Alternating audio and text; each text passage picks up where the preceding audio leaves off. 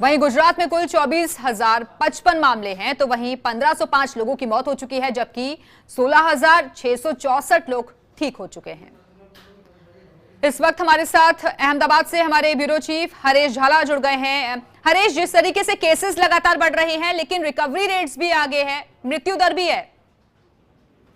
दिव्या, अगर देखा जाए तो ये जो रिकवरी रेट बता रही है सरकार, वो सही मायने में रिकवरी रेट इसलिए नहीं कह सकते हैं क्योंकि ये सरकार आईसीएमआर का नया जो गाइडलाइन है, मार्गदर्शिका है, उसका कुछ ज्यादा ही दुरुपयोग कर रही है। अगर कोई भी पेशेंट 1 या 2 दिन के बाद भी अगर थोड़ा सिम्टम्स में बदलाव आता है तो तुरंत उसको डिस्चार्ज करते हैं।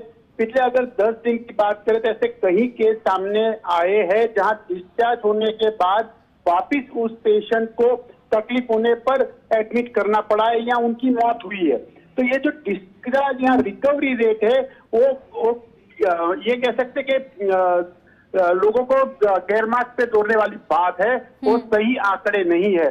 जहां तक गुजरात के संक्रमित आंकड़ों की संख्या बढ़ रही है तो ये कह सकते हैं कि अनलॉक 1 में सिर्फ 15 दिन में गुजरात में 7,310 जितने केस है और 468 जितनी मौत हुई है और 6,753 जितनी रिकवरी रेट गुजरात सरकार बता रही है। पर हालात ये है कि अब गुजरात के पूरे 33 जिलों में से कम 30 जिले हैं जहां एक्टिव केसेस आज भी है।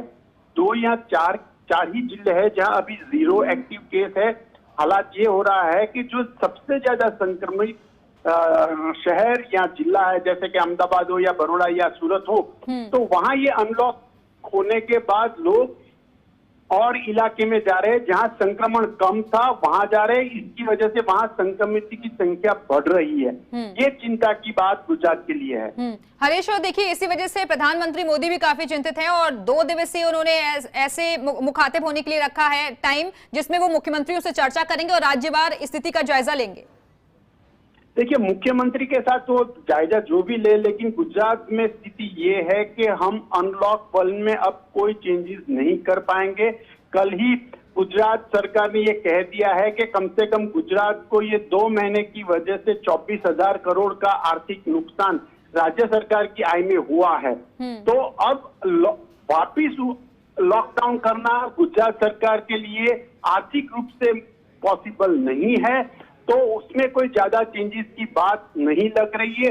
छोटे पैमाने पे छोटे टाउन में या शहर में स्थानिक अधिकारी कुछ कदम उठा रहे हैं, जैसे कि बड़ौदा जिला का पादरा टाउन है। पादरा में केस बढ़ने के बाद पादरा के जो प्रांत अधिकारी है उसने शनिवार से पूरा लॉकडाउन कर दिया है।